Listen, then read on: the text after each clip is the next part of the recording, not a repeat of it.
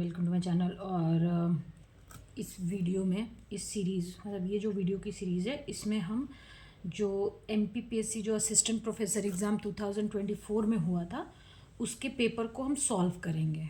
Clear? तो अगर इसका क्वेश्चन और ये मतलब मैं जो पेपर सॉल्व कर रही हूँ ये हमारा सेट ए है। तो अगर आपके पास मतलब क्वेश्चन आपका मिसमैच होता है तो आप उसको देख लेना। सेकंड, आप इसका जो क्वेश्चन पेपर है उसे मैं शॉर्ट्स वीडियो में अपलोड तो करूँगी। अगर आपको कोई क्वेश्चन में डाउट है तो आप वहाँ पे जाके देख सकते हो।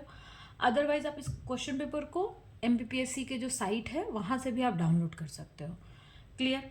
ना स्टार्ट करते हैं। तो देखो, फर्स्ट क्वेश्चन है कि the ideal operational amplifier ओपैम has the following property. जो ओपैम है, ओपैम जो है उनमें कौन कौन सी प्रॉपर्टीज जो है, इनमें से कौन सी प्रॉपर्टी एक आइडियल ओपैम की होती है।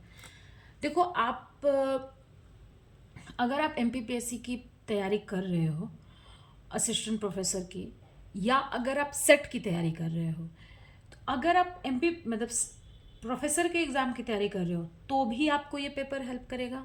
अगर आप सेट के एग्ज़ाम की तैयारी कर रहे हो तो भी आप हेल्प करेगा, क्योंकि ये जो देखो, जैसे मैं एक एग्जांपल दे रही हूँ, ये जो क्वेश्चन नंबर 1 है, ये क्वेश्चन एक बार सेट एग्ज़ाम में पूछा जा चुका है। ठीक है, ये 2023 या 22 किसी में पूछा गया है। मैंने जो मेरा सेट का पेपर सॉल्यूशन है उसमें मैंने इसके बारे में पूरा डिटेल्ड में कराया है। तो यानी कि ये क्वेश्चन ऑलरेडी सेट एग्ज़ाम में आपके आ चुका है। तो अगर आप जो सेट के जितने प्रीवियस ईयर पेपर्स का जो सॉल्यूशन है, अगर आप प्रोफेसर की एग्ज़ाम की तैयारी कर रहे हो फिर भी आप उसको देखना, उसको पढ़ना। क्यों? क्योंकि देखो, जैसे ये जो क्वेश्चन है ये सेट के एग्ज़ाम में भी आया, यहाँ भी आया, तो क्वेश्चन क्या ऐसे एक्सचेंज भी होते हैं या रिपीट होते हैं, तो वो आपको हेल्प करेगा।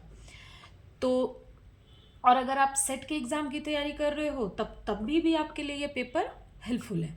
तो आप दोनों में से कोई भी एक एग्ज़ाम की तैयारी कर रहे हो, और सिर्फ मतलब MP का सेट के लिए नहीं, आप किसी भी सेट के एग्ज़ाम के लिए तैयारी कर रहे हो, महाराष्ट्र सेट हो गया, राजस्थान सेट हो गया, छत्तीसगढ़ सेट हो गया, किसी भी सेट के एग्ज़ाम की तैयारी कर रहे हो या किसी भी प्रोफेसर के एग्ज़ाम की तैयारी कर रहे हो, आपके लिए ये वीडियो उतना ही हेल्पफुल है।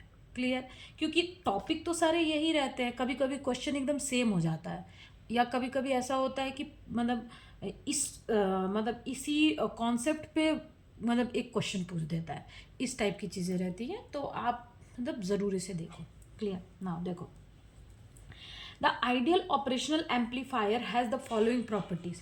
ऐसे तो मैंने ये करा दिया है, लेकिन फिर सेट के जो क्वेश्चन जब ये आया था तो मैंने डिटेल में बताया था, फिर भी मैं थोड़ा सा यहाँ पे एक्सप्लेन कर देती हूँ। देखो, एक आइडियल जो ओपैम होता है उसकी क्या क्या प्रॉपर्टी होती है। ओपैम को ऐसे लिखते हैं ना, एक आइडियल ओपैम की क्या क्या प्रॉपर्टी होती है। पहला, उसका गेन क्या होगा? गेन होता है इनफाइनाइट। ठीक है। उसका इनपुट इम्पिडेंस, जो इनपुट इम्पिडेंस होता है वो क्या होता है आपका? इनफाइनाइट। आउटपुट इम्पिडेंस, आउटपुट को मैं ऐसे लिख देती हूँ, आउटपुट इम्पिडेंस क्या होता है आपका? 0। क्लियर? मैं ये आइडियल ओपैम के बारे में बता रही हूँ कि आइडियल ओपैम की क्या क्या प्रॉपर्टीज होती हैं। उसके बाद आता है आपका कि उसका बैंडविड्थ कितना होता है। बैंडविड्थ जो होता है ये होता है इनफाइनाइट। ऑफसेट वोल्टेज कितना होता है? ऑफसेट वोल्टेज ये होता है आपका 0। CMRR, common mode rejection ratio, ये कितना होता है? इनफाइनाइट। एंड स्ल्यू रेट जो होता है ये भी क्या होता है? इनफाइनाइट। तो एक चीज देखो, सिर्फ एक आउटपुट इम्पिडेंस और ऑफसेट वोल्टेज को छोड़ के सभी इनफाइनाइट ही होते हैं। इस तरीके से भी आप इस चीज को याद कर सकते हो कि आइडियल ओपैम में सब इनफाइनाइट होता है। ये मतलब याद करने का मैं आपको तरीका बता रही हूँ कि सब इनफाइनाइट होता है सिर्फ offset voltage and output impedance को छोड़ के। ठीक है। इनपुट इम्पिडेंस कितना होता है? इनफाइनाइट होता है। तो ये इसकी प्रॉपर्टीज हैं। अब इसमें देखते हैं कौन सा ऑप्शन करेक्ट है। हमको आइडियल ओपैम के बारे में बताना है। It has a 0 input impedance, नहीं, इनपुट इम्पिडेंस कितना होना चाहिए? इनफाइनाइट। 0 तो ये गलत है।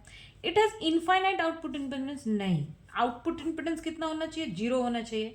It has a flat response over a very narrow frequency range, नहीं, नन ऑफ द अबव, इनमें से कोई भी नहीं, तो इसका करेक्ट है कि नन ऑफ द अबव। ठीक है, ये दोनों दिया हुआ है लेकिन ये अपोजिट, ये यहां होता और ये यहां होता तो ये दोनों करेक्ट होता, तो ये इसका ऑप्शन नंबर डी हमारा करेक्ट है। नाउ सेकेंड क्वेश्चन देखो कि the high pass filter has a, एक हाई पास जो फिल्टर होता है उसका सबसे मेन जो फंक्शन है वो क्या है, सॉरी, एक हाई पास फिल्टर का जो मेन जो फंक्शन है वो क्या है, हाई पास फिल्टर क्या करता है, हाई फ्रीक्वेंसी को पास करता है। इसका क्या काम है हाई पास फिल्टर को, टू पास हाई फ्रीक्वेंसी, और लो फ्रीक्वेंसी को वो क्या करता है, कट करता है, या आप उसको एटर्नेशन बोल सकते हैं, एन्यूटेट करता है, मतलब लो फ्रीक्वेंसी को। तो बस आपको याद करना है कि अगर हाई पास फिल्टर है तो वो हाई फ्रीक्वेंसी को पास करेगा, लो पास फिल्टर है तो वो लो फ्रीक्वेंसी को पास करता है। क्लियर है। अब जैसे मान लो कि जैसे इसकी फ्रीक्वेंसी का जो वैल्यू होता है, यहाँ पे आपको दिख रहा है आपको ये, तो देखो जो हाई पास फिल्टर की जो फ्रीक्वेंसी एक हम बोलते हैं कट ऑफ फ्रीक्वेंसी, इसकी वैल्यू कितनी होती है 1/2 पाई RC। ठीक है, तो अगर कोई फ्रीक्वेंसी की वैल्यू, ठीक है, इस कट ऑफ फ्रीक्वेंसी से कम होगी, ठीक है, मतलब अगर फ्रीक्वेंसी की वैल्यू मान लो कि हमारे पास जो फ्रीक्वेंसी है उसकी वैल्यू इस ये एक कट ऑफ फ्रीक्वेंसी से अगर लेस है, यानी कि लो फ्रीक्वेंसी, उसको ये हाई पास फिल्टर क्या करेगा, कट कर देगा, एनोटेट कर देगा, मतलब उसको वो पास मतलब नहीं करने देगा। ठीक है, अगर फ्रीक्वेंसी कट ऑफ फ्रीक्वेंसी से ज्यादा हुई तो उसको पास करेगा। तो इसमें जो गेन होता है ना वो क्या होता है कि up to cut off frequency, ठीक है, जो कट ऑफ फ्रीक्वेंसी है उसमें क्या होता है, जीरो गेन होता है, और कट ऑफ फ्रीक्वेंसी के ऊपर, कट ऑफ फ्रीक्वेंसी से जब हम ऊपर जाते हैं तब गेन क्या हो जाता है, कांस्टेंट हो जाता है। क्लियर है। मतलब ये जैसे मान लो कि जब फ्रीक्वेंसी, मान लो कि ये हमारी फ्रीक्वेंसी की लाइन, एक एग्जांपल के तौर पे ये हमारी फ्रीक्वेंसी की लाइन है, अगर हमारा फ्रीक्वेंसी रेंज इससे कम है तब तक हमारा गेन क्या होगा, जीरो होगा। क्यों, क्योंकि high pass filter always passes high frequency than cut off frequency. ठीक है, कट ऑफ फ्रीक्वेंसी से अगर हाई फ्रीक्वेंसी है तभी वो पास करेगा, और अगर लो फ्रीक्वेंसी है, ठीक है, तो गेन क्या रहेगा, जीरो रहेगा।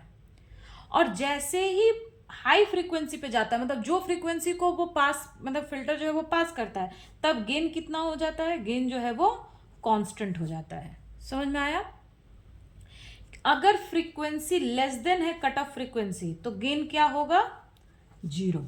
अगर फ्रीक्वेंसी ग्रेटर है कट ऑफ फ्रीक्वेंसी के तो गेन कितना हो जाएगा, कांस्टेंट।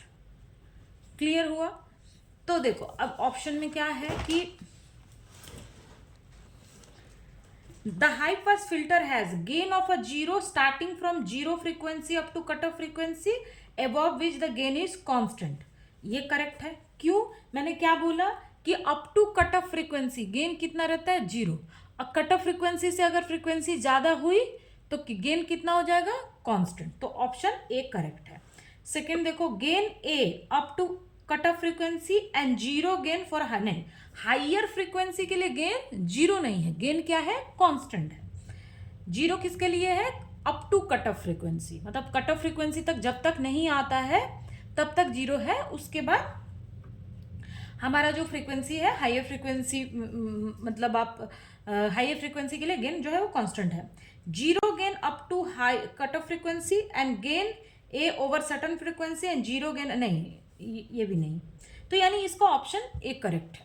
ठीक है, डी भी देख लेते हैं, ऑप्शन डी में देखते हैं, gain A up to cut off frequency, zero gain over certain frequency and gain, नहीं सर्टन फ्रीक्वेंसी नहीं, बस इसके पहले गेन जीरो, मान लो ये हमारा कट ऑफ फ्रीक्वेंसी तो इसके नीचे जीरो और यहां पे आके कांस्टेंट।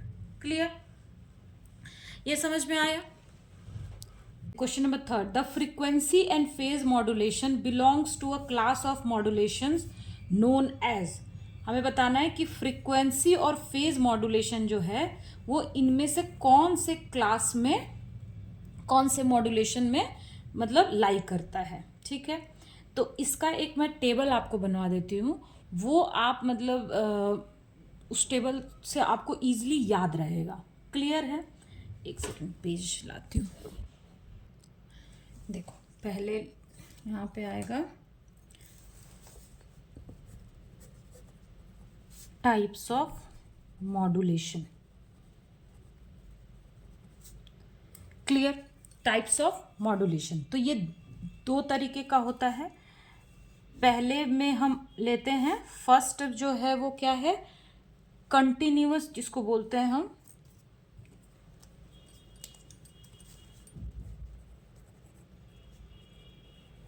Continuous wave modulation.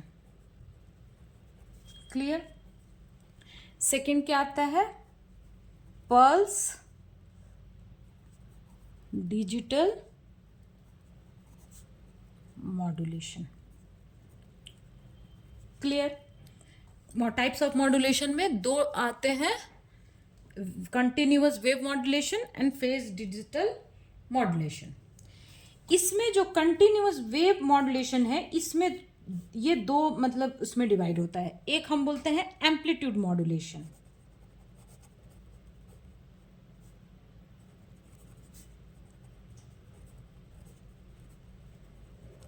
और दूसरा जो होता है इसको हम बोलते हैं एंगुलर मॉड्यूलेशन।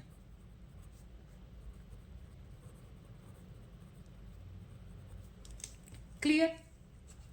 यही एंगुलर मॉड्यूलेशन जो होता है, ये मतलब इसके ही दो टाइप होते हैं। एक हम बोलते हैं फ्रीक्वेंसी मॉड्यूलेशन,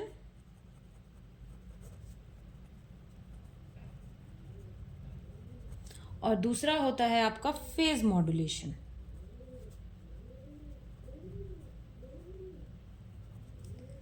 क्लियर है? ओके, अब आते हैं हम पल्स जो डिजिटल मॉड्यूलेशन है इस पे। ये एक होता है आपका एनालॉग मॉड्यूलेशन और एक होता है डिजिटल मॉड्यूलेशन।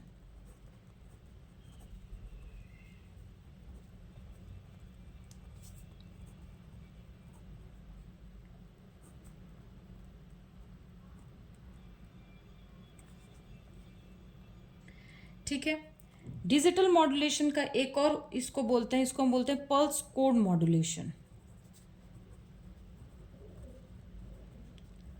क्लियर? ये जो एनालॉग मॉड्यूलेशन होता है, इसके कुछ पार्ट्स होते हैं। इसको हम, एक होता है आपका पल्स एम्पलीट्यूड मॉड्यूलेशन,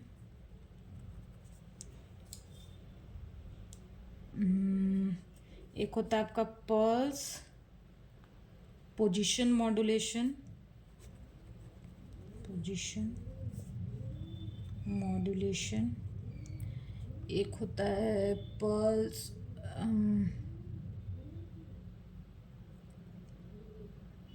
एक होता है आपका pulse width modulation.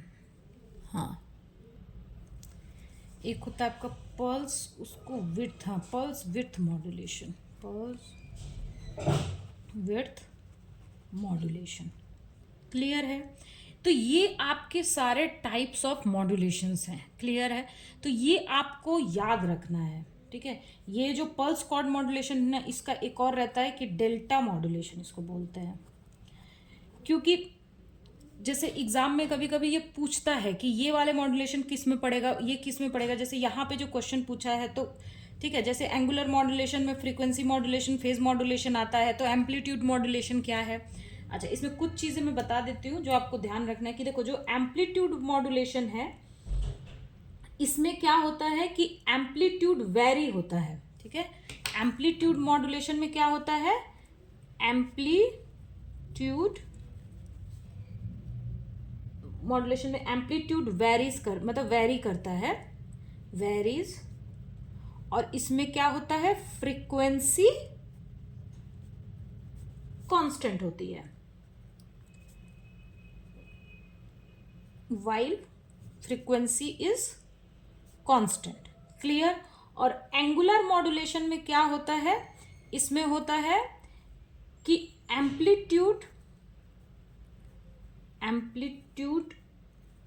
Of a signal is fixed and information is carried by angle. तो ये मैं इसलिए लिख रही हूँ क्योंकि कभी कभी ना बहुत टाइम ऐसा होता है कि क्वेश्चन में पूछता है कि एम्पलीट्यूड मॉड्यूलेशन में और एंगुलर मॉड्यूलेशन में बेसिक क्या डिफरेंस है. तो ये चीज़ जो है ये बेसिक डिफरेंस है. इसमें एम्पलीट्यूड वेरी करता है और इसमें क्या वेरी करता है, एंगल वेरी करता है. एंगुलर है तो एंगल और एम्पलीट्यूड है तो एम्पलीट्यूड. क्लियर है. अच्छा, फ्रीक्वेंसी मॉड्यूलेशन इसके बारे में बता देती हूँ कि इसमें जैसे कि जैसे फेज मॉड्यूलेशन है तो फेज मॉड्यूलेशन में क्या होगा, जैसे फेज मॉड्यूलेशन जैसे ये फ्रीक्वेंसी मॉड्यूलेशन है और फेज मॉड्यूलेशन में क्या होता है कि फ्रीक्वेंसी वेरी करता है. इसमें क्या varies frequency of the carrier. ठीक है. और इसमें क्या होता है कि varies phase of the carrier. ठीक है. इसको भी मैं यहाँ पे लिख देती हूँ. देखो इसको यहाँ पे ऐसे डायरेक्ट करके लिख देती हूँ कि वेरीज फ्रीक्वेंसी ऑफ द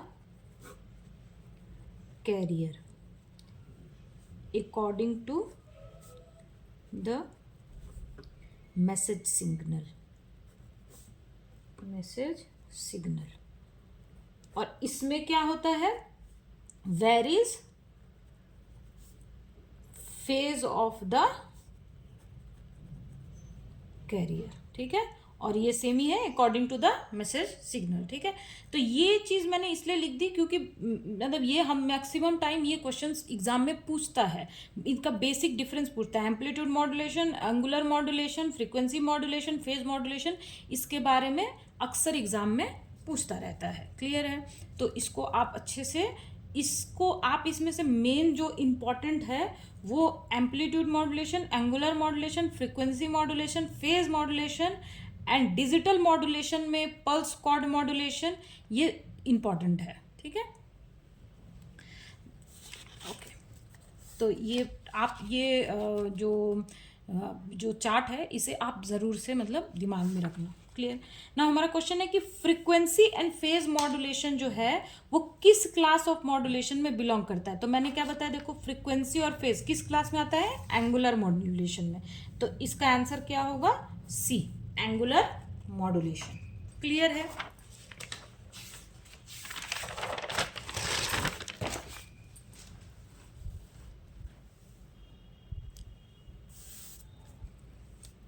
दिख रहा है आपको ये. देखो पल्स कोड मॉड्यूलेशन, मैंने बताया था अभी कि पल्स कोड मॉड्यूलेशन इंपॉर्टेंट है. देखो अगला क्वेश्चन उससे ही आ गया. Pulse code modulation is a method of converting a digital signal into analog signal. Clear.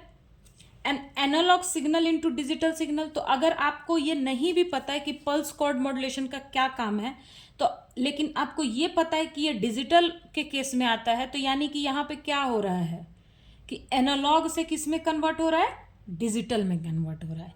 ये किस में आता है, पल्स कॉर्ड मॉड्यूलेशन किस में आता है, डिजिटल वाले पार्ट में आता है. तो डिजिटल वाले पार्ट में आता है, इसका मतलब क्या हुआ, ये मैंने ये पाई चार्ट में सॉरी ये जो मैंने चार्ट बनाया तो इसमें देखो पल्स कॉर्ड मॉड्यूलेशन ये किस में आता है, डिजिटल मॉड्यूलेशन में. तो यानी कि एनालॉग से किस में जाएगा, ये डिजिटल में. इतना अगर ये चार्ट भी आपको पता है तो आप इस थोड़ा सा दिमाग यूज करके, अगर बाकी चीज़ें नहीं भी पता है तो आप आंसर लिख सकते हो उसका.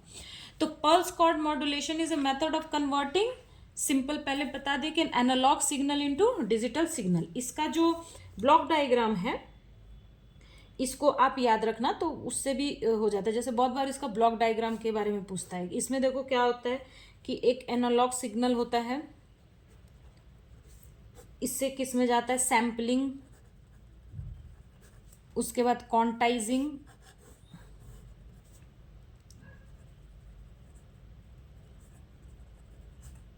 उसके बाद इसको आता है कि आप इसको एनकोडिंग बोल सकते हो, ठीक है। इसके बाद आता है आपका एनकोडिंग। एनकोडिंग दैट इज ये क्या है, जैसे 0 1 1 0, मतलब जो भी हम एनालॉग सिग्नल भेजेंगे उसको वो क्या करेगा, एनकोड करके डिजिटल फॉर्म में डिजिटल डेटा आपको देगा, ठीक है। इसमें सिग्नल में हम क्या भेज रहे हैं, एनालॉग, मान लो आपने जैसे आप मान लो कि आपने कुछ एनालॉग सिग्नल भेजा, ठीक है, और मोबाइल पे मैसेज मान लो कि तुम्हारा 0 1, उसको मतलब उस एनालॉग को उसने किसने में कन्वर्ट कर दिया, डिजिटल में कन्वर्ट कर दिया, ठीक है। तो ये मॉड्यूलेशन में ये होता है, ठीक है। अच्छा देखो ये एग्ज़ाम में आप देखो कि मॉड्यूलेशन चैप्टर ही कितना इंपॉर्टेंट है। एक ही चैप्टर से 2 2 3 3 क्वेश्चन, मतलब एक एक टॉपिक से 2 2 3 3 क्वेश्चन आ रहे हैं, क्लियर। तो मतलब आप मॉड्यूलेशन वाले चैप्टर को फिर अच्छे से कर लेना, ज़्यादा बड़ा नहीं है, बस आप अगर वो चार्ट याद आपको, मतलब वो जो अभी मैंने चार्ट बनाया था वो अगर आपको अच्छे से याद है, और थोड़ा ये सब क्या होता है, मॉड्यूलेशन क्या होता है, एम्पलीट्यूड मॉड्यूलेशन में क्या होता है, अगर ये सारी चीज़ें आप अच्छे से पढ़ लोगे तो देखो ये कितना इंपॉर्टेंट एक टॉपिक है कि यहाँ से देखो एक मतलब 2 क्वेश्चंस तो आ ही गए, क्लियर है ना। नेक्स्ट क्वेश्चन है कि द डिस्टॉर्शनलेस डिडक्शन और recovery of the amplitude modulation signal from modulated carrier can be achieved by, देखो ये भी एक मॉड्यूलेशन चैप्टर से आ गया, क्लियर। तो मॉड्यूलेशन चैप्टर बहुत इंपॉर्टेंट है, तो उसे आप अच्छे से करना, क्लियर। देखो ये बोल रहा है कि एक डिस्टॉर्शनलेस डिडक्शन और रिकवरी ऑफ एम्पलीट्यूड मॉड्यूलेशन जो है वो किस चीज से होता है, from the modulated carrier can be achieve by non linear rectifier, linear rectifiers, band pass filters, frequency converter. तो देखो डिस्टॉर्शनलेस अगर आपको करना है, डिस्टॉर्शनलेस, तो इसमें आप लीनियर रेक्टिफायर ही यूज कर सकते हो। क्यों लीनियर रेक्टिफायर, क्योंकि लीनियर रेक्टिफायर में क्या होता है, क्या करता है लीनियर रेक्टिफायर कि हमारा जो फुल एक एसी सिग्नल होता है उसमें क्या करता है वो, कि वो सिर्फ पॉजिटिव हाफ साइकिल को ही मतलब पॉजिटिव, जैसे वो क्या करता है एसी सिग्नल को पल्सेस, पल्सेस उसको नहीं बोलते, पल्सुएटिंग डीसी करंट में कन्वर्ट करता है। तो उसमें वो क्या करता है कि बस उसका जो मतलब जो जैसे ये जो एसी सिग्नल है इसका जो पॉजिटिव साइकिल है, जैसे ये पॉजिटिव हो गया, यहाँ से ये पॉजिटिव हो गया, इसको ही आउटपुट में ऐसे उसका आउटपुट आता है लीनियर रेक्टिफायर में, क्लियर। तो और इसको हम कहाँ पे यूज करते हैं, जैसे एनवेलप डिडक्टर, एनवेलप डिडक्टर के बारे में पता है, जो एनवेलप डिडक्टर है इसको थोड़ा सा एनवेलप डिडक्टर के बारे में बता देती हूँ, तब ये थोड़ा अच्छे से समझ में आएगा कि देखो एक एनवेलप डिडक्टर होता है, क्लियर। और इसका क्या,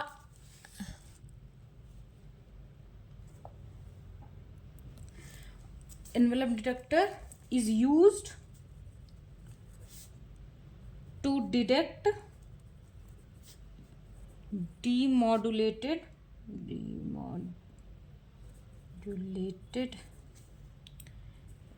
high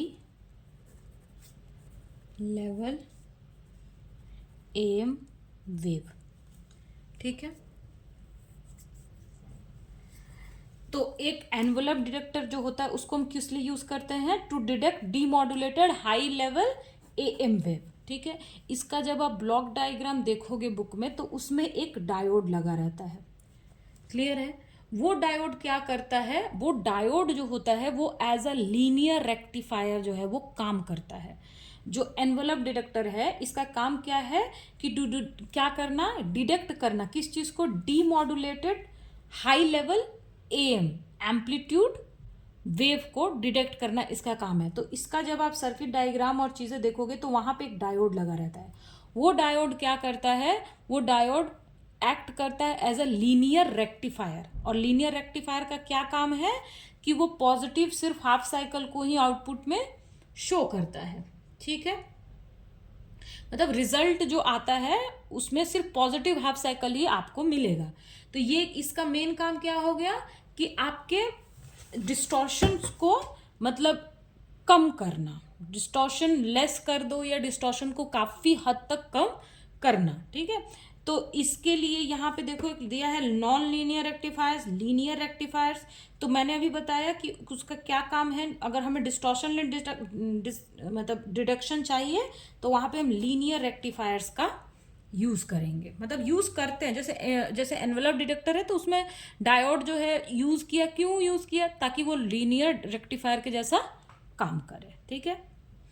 और लीनियर रेक्टिफायर क्यों हम, ताकि हमें डिस्टॉर्शन लेस या लेस डिस्टॉर्शन लेस मतलब चीज़ें जो है वो आउटपुट हमें वैसा मिले। अच्छा, बाकी ऑप्शन क्यों नहीं हो सकता उसके बारे में भी देख लेते हैं कि नॉन लीनियर रेक्टिफायर। तो नॉन लीनियर रेक्टिफायर को हम क्यों यूज कब करते हैं, to in generating EM wave, ठीक है। जब एएम जो सिग्नल होता है उसके मतलब उसको जनरेट करने के टाइम हम नॉन लीनियर रेक्टिफायर को यूज करते हैं, क्लियर। और इसका ऑप्शन जो सी है हमारा बैंड पास फिल्टर जो है, इसका क्या काम है कि इसको हम यूज करते हैं during the generation of AM signal to select the desired carrier and side band while rejecting the unwanted frequency component। इसको हमें कब यूज हम करते हैं, जब हम एम सिग्नल को जनरेट कर रहे होते हैं ताकि to select the desire carrier, ठीक है, और बाकी जो अनवांटेड फ्रीक्वेंसीज है उसको हम एलिमिनेट कर दें, क्लियर है। बैंड पास फिल्टर का कब यूज होता है, जनरेटिंग में ही यूज होता है, लेकिन यहां पे मैं लिख देती हूं कि it is used during the generation of AM signal to select the desired carrier and rejecting unwanted frequencies, ठीक है, क्लियर है। फ्रीक्वेंसी कन्वर्टर, तो इसका क्या काम है, इसका काम है आपका, मतलब ये फ्रीक्वेंसी कन्वर्टर एक ऐसा डिवाइस है जो जिसको हम यूज करते हैं फ्रीक्वेंसी शिफ्ट करते हैं, ठीक है, एक बैंड से दूसरे बैंड में फ्रीक्वेंसी को शिफ्ट करना। यहाँ पे मैं लिख देती हूँ कि these devices are used to shift the frequency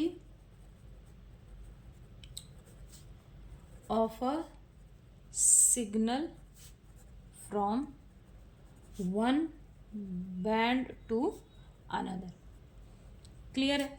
देखो आप ऐसा जैसे मतलब ये सारे ऑप्शंस को पता है, मैं सिर्फ और सिर्फ किस लिए एक्सप्लेन कर रही हूँ। जैसे बहुत बार ऐसा होता है ना कि इस बार जो ऑप्शन है अगली बार वो क्वेश्चन होता है, क्वेश्चन का आंसर होता है, तो इसीलिए हमें सब चीज़ों के बारे में पता होना चाहिए। सिर्फ इसीलिए मैं सारे ऑप्शंस को एक्सप्लेन करती हूँ, क्योंकि जैसे बहुत बार जैसे मान लो कि ये फ्रीक्वेंसी कन्वर्टर यहाँ पे एक एज अ ऑप्शन दिया हुआ है, लेकिन बहुत बार एज अ इसका क्या फंक्शन है, इसका क्या काम है, ये हमें पूछता है।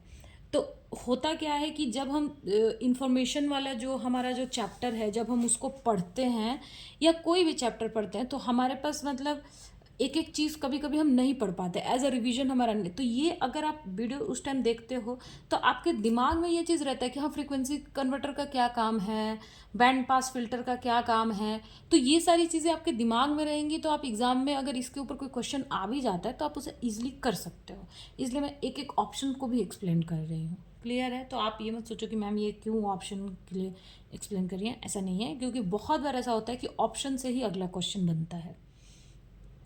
और असिस्टेंट प्रोफेसर के एग्ज़ाम में ना क्वेश्चन इतने अनप्रेडिक्टेबल हैं, मतलब कोई कहे कि मैम इसके इंपॉर्टेंट टॉपिक्स क्या हैं तो वो भी आप नहीं बता पाओगे।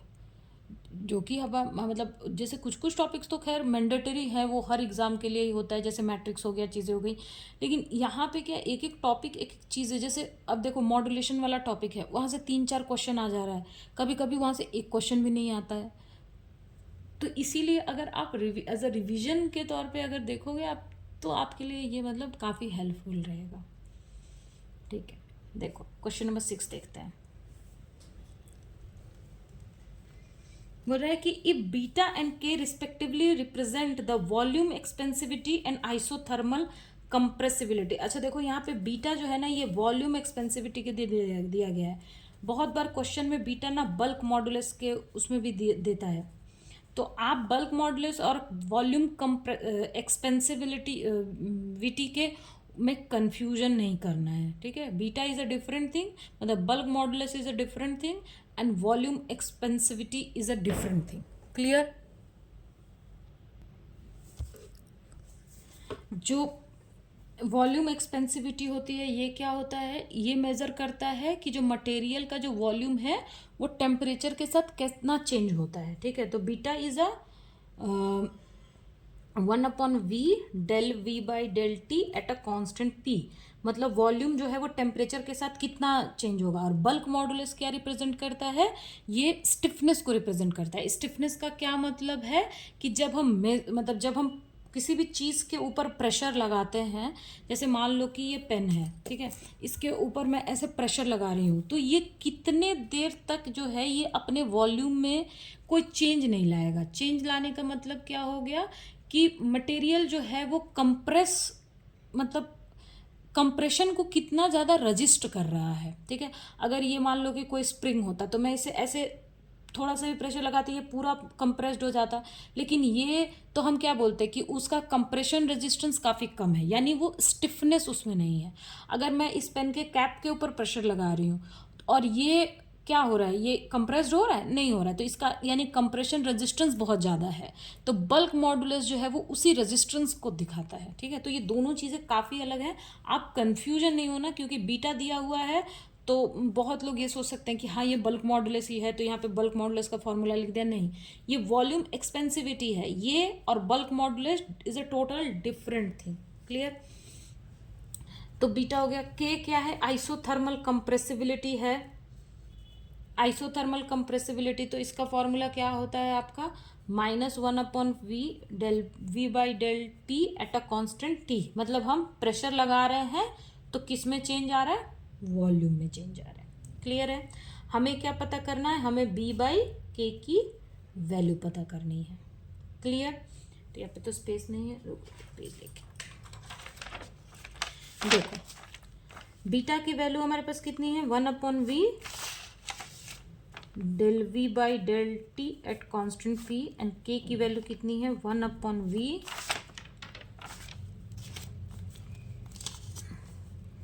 Del v by del p at constant t। Clear है? बीटा बाई k निकालना है हमको, तो 1/v del v by del T at constant p, and ये कितना हो जाएगा, -1/v del v by del p at constant t। तो देखो ये 1 ये तो कैंसिल हो गया, यहाँ पे एक माइनस आ गया, और यहाँ पे आ जाएगा आपका del v by del T at constant p and del v by del p at a constant t। अब देखो इस चीज़ को हमें सॉल्व करना है, तो आपको दो प्रॉपर्टीज जो हैं ये आपने शायद ग्रेजुएशन में, हाँ ग्रेजुएशन में पढ़ा होगा आपने, दो प्रॉपर्टीज। एक को हम बोलते हैं साइक्लिक प्रॉपर्टी, साइक्लिक प्रॉपर्टी, ठीक है। इसमें क्या होता है देखो कि del v by del T at constant p, अब साइक्लिक है ना, तो ये नेक्स्ट में देखो यहाँ पे t पे खत्म हुआ, तो ये जैसे इसका जनरल फॉर्म जो होता है वो x y z से होता है, तो हम बोलते हैं कि देखो del x by del y at a constant z, फिर y पे खत्म हुआ, जैसे x y z है तो x से y से z, फिर z से x, ऐसे। तो y से क्या होगा, डेल y बाई डेल, फिर y के बाद क्या आ रहा है, z at a constant x, फिर z के बाद क्या आएगा, x। तो del del z by del x at constant y is equals to -1। एक होता है साइक्लिक प्रॉपर्टी। तो उसके अकॉर्डिंग क्या होगा, del we by del T at constant P, फिर यहाँ पे टी पे खत्म हुआ तो ये टी से स्टार्ट होगा, del T by del P at constant V. इसको आप ऐसे लिख सकते हो, V T and P, V से टी, टी से पी, पी से वी। अब यहाँ पे देखो P पे खत्म हुआ तो यहाँ पे हो जाएगा del P by del V, क्योंकि P से V at a constant T is equals to -1। Clear, ये एक प्रॉपर्टी है। दूसरा प्रॉपर्टी होता है जिसको हम बोलते हैं रिवर्सिबिलिटी, मतलब उसको, हाँ, रिवर्सिबल प्रॉपर्टी बोलते हैं उसको। ये होता है जैसे कि देखो कि x by y is equals y, z is constant, is 1 y by x at a constant z. ठीक है, ये एक प्रॉपर्टी होती है। तो ये दोनों प्रॉपर्टी को हम यहाँ पे यूज करेंगे। क्लियर है, आपको दिख रहा है ना? क्लियर है। तो पहले देखो यहाँ पे del we by del P at a constant t है। हम इनमें से क्या चीज़ को यहाँ पे पुट कर सकते हैं? हमारे पास del we by del P नहीं है, हमारे पास del we by del T है, तो हम यहाँ से निकाल सकते हैं इसकी वैल्यू। तो देखो क्या हो जाएगा कि del we by del T at constant p is equals to -1 upon del T by del P at a constant v and del P by del v at a constant t. अब इस value को ले जाके हम यहाँ put कर देंगे, तो बीटा बाई के इज इक्वल्स टू कितना हो जाएगा? देखो बीटा बाई के इक्वल्स टू हो जाएगा -1 अपॉन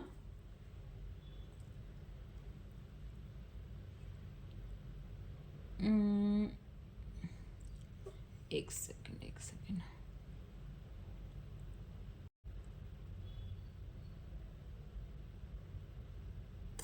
ओके, हाँ ठीक है।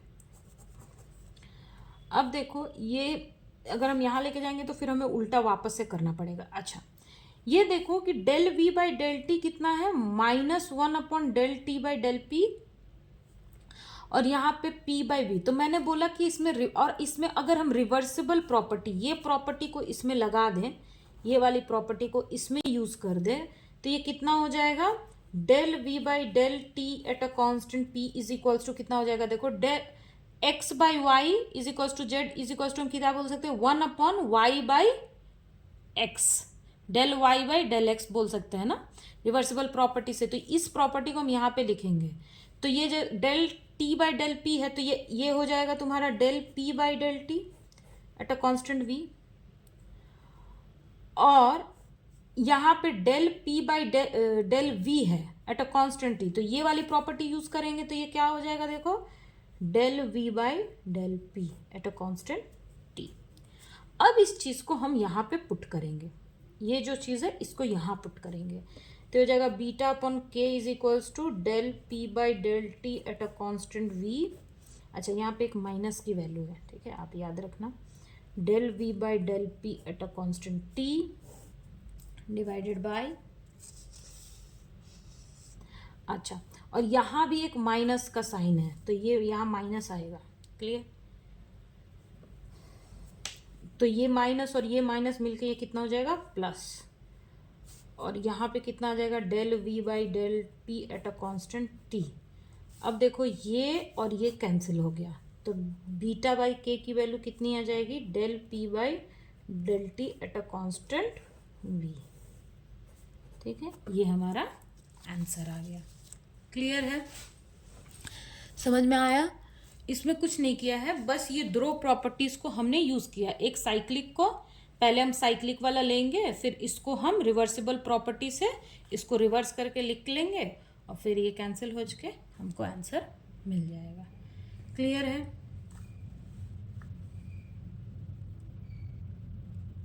ओके, ना अब देखो क्वेश्चन नंबर 7 देखो, which one of this represent the chemical potential mu of the thermodynamic system. इसमें बस आपको केमिकल पोटेंशियल पूछ रहा है, इस क्वेश्चन में केमिकल पोटेंशियल का आपको फॉर्मूला पूछ रहा है।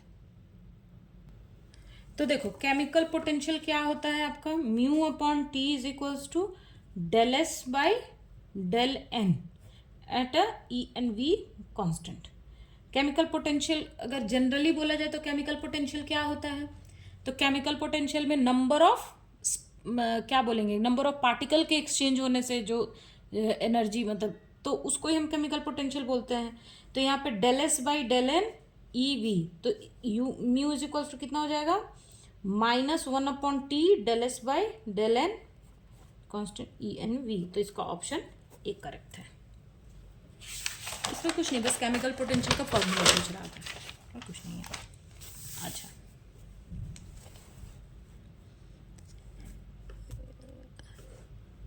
ये क्वेश्चन देखो, according to the law of thermodynamics which of the relation is correct. हमें लॉ ऑफ थर्मोडायनेमिक्स के रिलेशन से हमें बताना है कि इनमें से कौन सा करेक्ट है। तो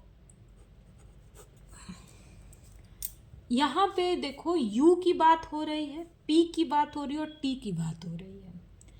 तो जब U की हम बात करते हैं, ठीक है, और T भी है, P भी है, V भी है, यहाँ पे कांस्टेंट V भी है, तो जब हम इसकी बात करते हैं, V की बात करें, P की बात करें, V की बात करें, T की बात करें एंड U की बात करें, तो हमारे पास देखो एक चीज़ आती है। तो आप इससे पता करो कि आप कौन सा लॉ यहाँ पे आप यूज़ करोगे थर्मोडायनेमिक्स का। यहाँ पे हम फर्स्ट लॉ यूज़ करेंगे। क्यों? क्योंकि यहाँ पे del u by del v है, तो हम यहाँ पे फर्स्ट लॉ ऑफ थर्मोडायनेमिक्स। तो फर्स्ट लॉ ऑफ थर्मोडायनेमिक्स के according, first law of thermodynamics बोल दो, क्या होगा? देखो, d u is equals to t d s minus p d v. ठीक है, अब यहाँ पे v के रिस्पेक्ट में इसको डेरिवेटिव किया गया है, तो हम भी v के रिस्पेक्ट में इसको डेरिवेटिव करेंगे। तो del u by del v at a constant t is equals to t del s by del v at a constant t। अच्छा, आप बोलोगे कि मैम आपने पहले ही t को कांस्टेंट क्यों ले लिया? यहाँ पे आप ये मतलब ऐसे आप क्यों नहीं लिख रहे हो कि del t by del v, जैसे यहाँ पे देखो टी डी एस है, तो इसको आप ऐसे क्यों नहीं लिख रहे हो कि मतलब v। देखो यहाँ पे क्या बोला गया है कि t जो है ना ये कांस्टेंट है, सॉरी यहाँ पे t कांस्टेंट है और यहाँ पे v कांस्टेंट है। ठीक है, तो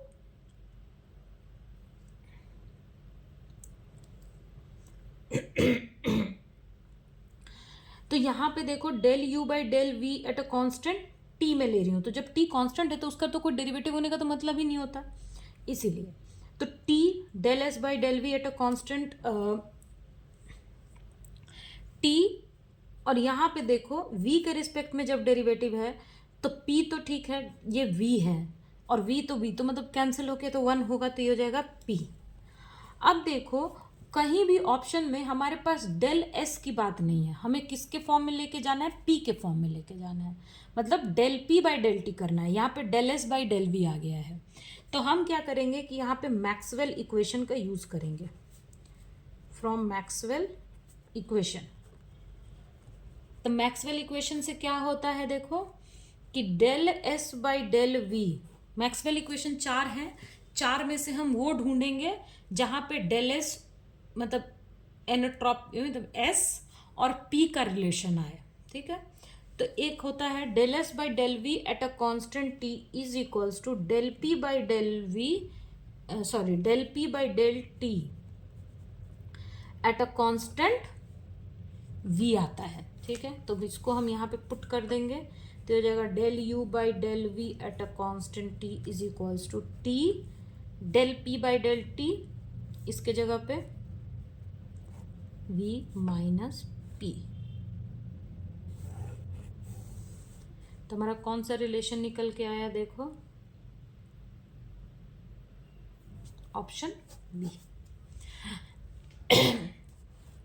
देखो यहाँ पे आप मतलब ये जो चीज़ है ना कि हम कौन सा मैक्सवेल इक्वेशन चूज करेंगे, तो आप देखो कि हमारे पास आ क्या रहा है, del S by del V आ रहा है। ऑप्शन में देखो क्या दिया हुआ है, del P by del T दिया हुआ है, तो हमें एस डेल मतलब हमें किस में रिलेशन ढूंढना पड़ेगा, एस भी हो और पी हो, जहाँ पे एस और पी का रिलेशन हो, तो वो वाला ही मैक्सवेल इक्वेशन, क्योंकि मैक्सवेल इक्वेशन तो 4 है, अब हमें कैसे पता चलेगा कि कौन सा मैक्सवेल इक्वेशन यूज करना है। ठीक है, वैसे ही कौन सा थर्मोडायनेमिक रिलेशन हमें यूज करना है, तो देखो यहाँ पे क्या del u by del v की बात कर रहा है, इसलिए हम फर्स्ट लॉ को यूज करेंगे। क्लियर है? तो इस तरह से बहुत क्वेश्चन हमें क्या करना होता है, ऑप्शन को देखते हुए उसको सॉल्व करना पड़ता है। क्लियर है? नाउ नेक्स्ट क्वेश्चन देखो, the phase space diagram of a linear harmonic oscillator of a mass m and total energy E। हमें फेज स्पेस डायग्राम बनाना है। तो देखो फेज स्पेस जो होता है, फेज स्पेस, इसमें क्या होता है, ये कौन सा पोजीशन एंड मोमेंटम का स्पेस होता है। क्लियर है? तो हमें किसका फेज स्पेस बनाना है, लीनियर हार्मोनिक ऑसिलेटर का। तो लीनियर हार्मोनिक ऑसिलेटर का जब भी हम फेज स्पेस डायग्राम बनाएंगे तो वहां पे हमें उसको किस चीज में कन्वर्ट करना पड़ेगा, पोजीशन में एंड मोमेंटम में। क्लियर है? तो फेज स्पेस में क्या होगा कि 3 हमें पोजीशन कोऑर्डिनेट मिलता है और 3 हमें मोमेंटम कोऑर्डिनेट मिलता है। ठीक है, टोटल हमारे पास 6 कोऑर्डिनेट होते हैं और 3 पोजीशन हो गया।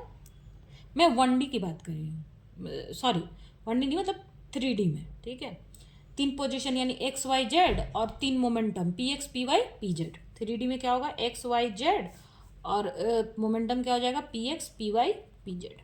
क्लियर है?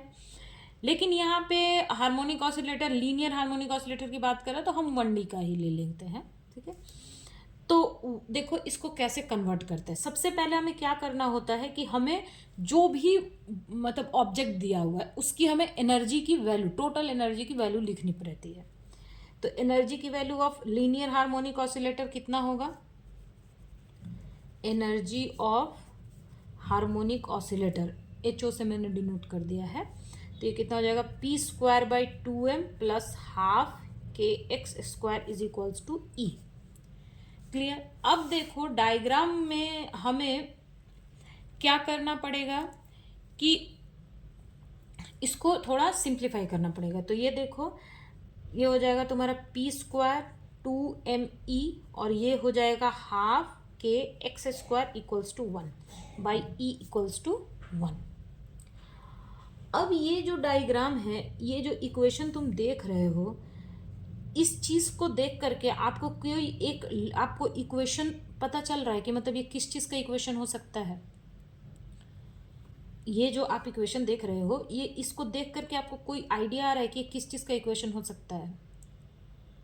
सर्कल का इक्वेशन क्या होता है, x square plus Y square equals to 1, मतलब ए आर स्क्वायर, यानी कि उसका रेडियस है सर्कल का। इसको आप देख के तो एक्स, मान लो ये एक्स हो गया और ये वाई हो गया, लेकिन नीचे भी तो है, तो इसको हम ऐसे बना सकते हैं ना कि ये पी हो गया, पी स्क्वायर, और ये हो जाएगा आपका रूट 2me का स्क्वायर, ये हो जाएगा आपका एक्स स्क्वायर, और ये नीचे आ जाएगा देखो, तो देखो ये ऊपर एक के है। क्लियर? ऊपर एक के है, तो इसको हम ऐसे लिख सकते हैं ना कि 2e रूट 2e अपॉन के का होल स्क्वायर। कैसे? मान लो कि इसको जब हम रूट का स्क्वायर करेंगे तो ये 2e, तो 2e हो जाएगा और ये के होगा और के ऊपर चला जाएगा, तो इसको मैंने नीचे ला के रख दिया, ये इक्वल्स टू 1। अब देखो ये इस फॉर्म में बन गया ना कि पी स्क्वायर बाई, मान लो इसको मैं ए बोल देती हूँ, ए स्क्वायर और x square by b square equals to 1। ये किस चीज़ का इक्वेशन है, इसको मान लो एक्स स्क्वायर बोल दो, इसको मान लो वाई स्क्वायर, तो ये किसका इक्वेशन है, this is the equation of ellipse. Equation है ना, ये इलिप्स का इक्वेशन है ना। तो यानी कि क्या बन रहा है, जो सिंपल हार्मोनिक ऑसिलेटर है, जब हम उसको फेज स्पेस में लेके जा रहे हैं तो वो क्या दे रहा है, सिंपल हार्मोनिक ऑसिलेटर का पोजीशन स्पेस में कैसा रहता है ग्राफ, ऐसा ऐसे रहता है ना। ठीक है, पेंडुलम। लेकिन जब हम उसे फेज स्पेस में लेके जा रहे हैं तो वो क्या बन रहा है, एक हमारा इलिप्स फॉर्म हो रहा है। ठीक है, जिसका सेमी मेजर एक्सिस और सेमी माइनर एक्सिस जो क्या है, सेमी मेजर सेमी माइनर या फिर सेमी मेजर सेमी माइनर, इनमें से कोई एक मेजर और कोई एक माइनर होगा। क्लियर है? तो इसमें क्वेश्चन में बोल रहा है कि the phase space diagram of a linear harmonic oscillator of a mass m and total energy E। तो E इससे जब इसे हम फेज स्पेस में लेके जा रहे हैं तो क्या फॉर्म होगा, इलिप्स फॉर्म होगा, जिसका एक मेजर एक एक्सिस ये है और एक एक्सिस ये है। तो N ellipse with semi minor axis 2me, a circle, circle तो नहीं होगा क्योंकि सर्कल का इक्वेशन मैंने क्या बताया, x square plus Y square equals to r square, तो ऐसा तो फॉर्म हो नहीं रहा है, तो दिस इज नॉट। पैराबोला नहीं है क्योंकि इसका तो अलग ही इक्वेशन 4a, ऐसा y इक्वल्स टू 4a, तो पैराबोला होगा नहीं। A straight line passing through the origin, नहीं, स्ट्रेट लाइन नहीं है, क्या है, इलिप्स है, तो इसका ऑप्शन नंबर ए होगा कि ellipse with the semi minor axis. अच्छा, इसमें माइनर एक्सिस इसको बोल रहे हैं, तो ये हमारा क्या हो जाएगा, मेजर एक्सिस हो जाएगा।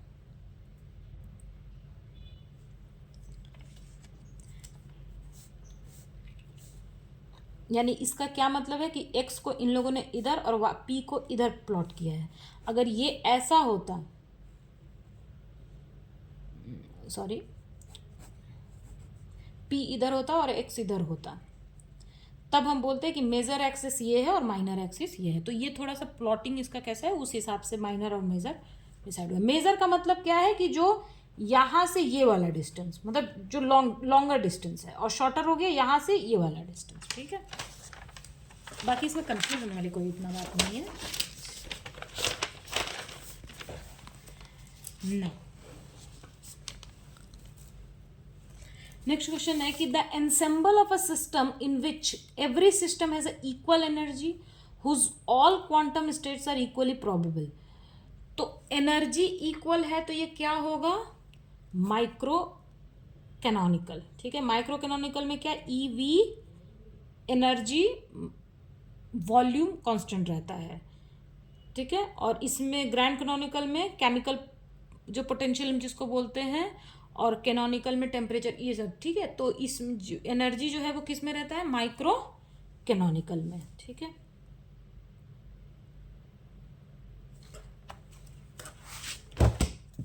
ना आप ना ये जो टॉपिक है ना, इसमें आप हमेशा याद रखना, क्योंकि कैनोनिकल माइक्रो कैनोनिकल वो EVN होता है, TVN होता है, तो मतलब टेम्परेचर वॉल्यूम, और ये कैनोनिकल में होता है नंबर ऑफ पार्टिकल्स, और माइक्रो कैनोनिकल में energy, EVN volume and number of particles जो रहता है ये, और उसका MUVN होता है। ग्रैंड कैनोनिकल का थोड़ा मुझे देखना पड़ेगा कि उसका क्या रहता है। ठीक है, शायद उसका MUVN रहता है या MUEN, इन दोनों में मुझे कुछ कन्फ्यूज़न सा लग रहा है। ठीक है, तो एक बार मुझे देखना पड़ेगा। ठीक है ना, वैसे माइक्रो का मुझे पता है, एनर्जी जो रहता है, सही बताई हूँ ना, क्या है, the ensemble system in which every system has equal energy. हाँ, और कैनोनिकल में टेम्परेचर रहता है, सबका इक्वल रहता है। ठीक है ना, for a triclinic crystal system, triclinic क्या है, ट्राइक्लिनिक किस में आता है, ये आता है आपका सिंपल प्रिमिटिव, और इसकी वैल्यूज में क्या क्या होती है कि A equal not equals to B not equals to C, and alpha equal alpha not equals to beta not equals to gamma equals to 90 degree. तो इसका ऑप्शन नंबर A होगा। ठीक है, ट्राइक्लिनिक किस में आता है, सिंपल प्रिमिटिव में। नेक्स्ट क्वेश्चन देखो, reciprocal lattice of a simple cubic. तो देखो, सिंपल क्यूबिक का सिंपल क्यूबिक होता है, FCC का BCC होता है, BCC का FCC होता है, और HCP का HCP होता है। ठीक है, मतलब सिंपल क्यूबिक का रेसिप्रोकल सिंपल क्यूबिक भी होता है, FCC का BCC होता है, BCC का FCC होता है, और HCP का HCP होता है। ठीक है, तो सिंपल और HCP सेम ही रहता है, चेंज मतलब बस इसको ऐसे याद रखना कि उल्टा होता है, मतलब FCC और BCC में उल्टा होता है। ठीक है, और इसमें कुछ भी नहीं है। तो reciprocal lattice of a simple cubic is simple cubic lattice. Now this question, the primitive translational vector of a 2D lattice are.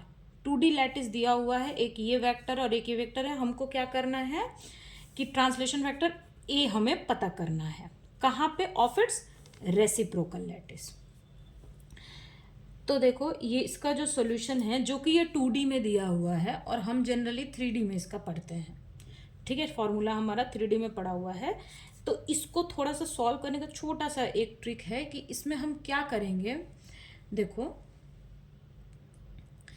कि हम इसमें क्या करेंगे कि जैसे ये एक्स वाई में दिया हुआ है ना, तो हम यहाँ पे इसको एक्सटेंड करेंगे 3D में। जैसे यहाँ पे देखो ये आई कैप जे कैप में दिया है ना, तो हम इसे एक्सटेंड करेंगे किसमें, 3D में एक्सटेंड करेंगे, ठीक है। तो इसको एक्सटेंड करेंगे कैसे, इसको एक्सटेंड करेंगे कि बाय एडिंग 0 z कंपोनेंट, ठीक है। यहाँ पे मैं लिख देती हूँ कि let us extend this 2D lattice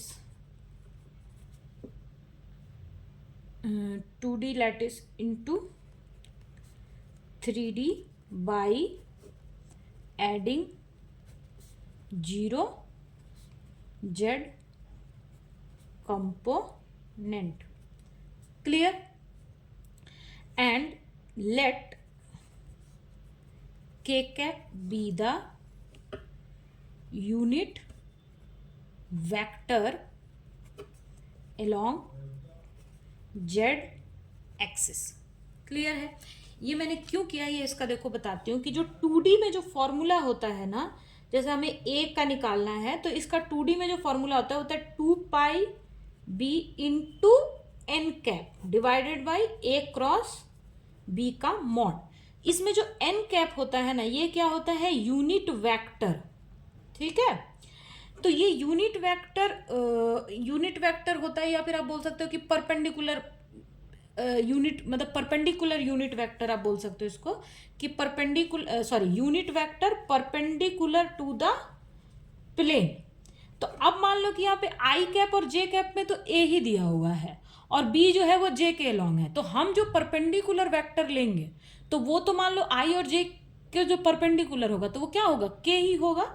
इसीलिए हम यहाँ पे ये कंसिडर करें कि लेट के be the unit vector along Z axis. Z axis के अलोंग तो मतलब देखो, जैसे मान लो कि ये एक्स एक्सिस है और ये वाई एक्सिस है, यानी आई कैप जे कैप, तो इसके परपेंडिकुलर तो के कैप ही होगा ना, तो वो तो जेड डायरेक्शन के अलोंग आया। तो जो कि हमें यहाँ पे unit vector perpendicular to the plane लेना पड़ता है, किसमें, 2D में, इसीलिए हम इसको ऐसे लिख रहे हैं।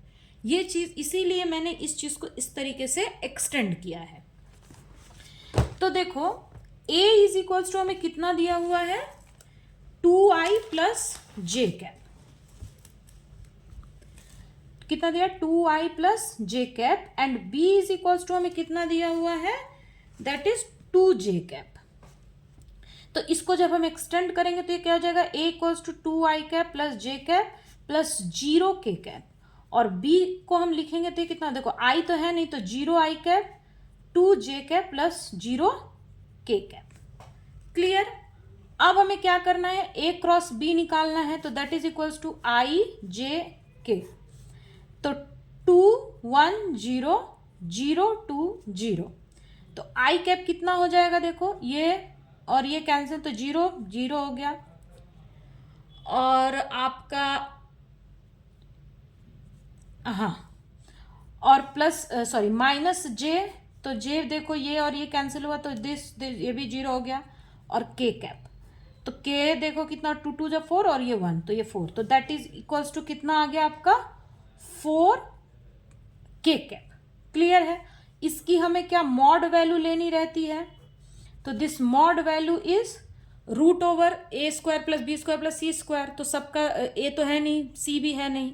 मॉड में क्या होता है कि रूट ओवर ए square plus B square plus सी स्क्वायर होता है ना, चाहे X square plus Y square Z square, तो यहाँ पे ए और बी तो है नहीं, और इसका 16 होगा, 16 का फिर रूट हटाएंगे तो 4 ही होगा, तो इसका आंसर 4 हो जाएगा।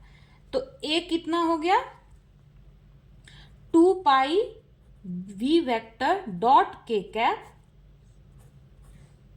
Mod of a cross b, तो ए क्रॉस बी का कितना हो जाएगा 4, मॉडल लिया तब आया ये 2 पाई। अब देखो बी कैप में कितना है 2 जे कैप, सॉरी यहाँ पे ये डॉट प्रोडक्ट नहीं है, क्रॉस प्रोडक्ट है, के कैप बाई 4।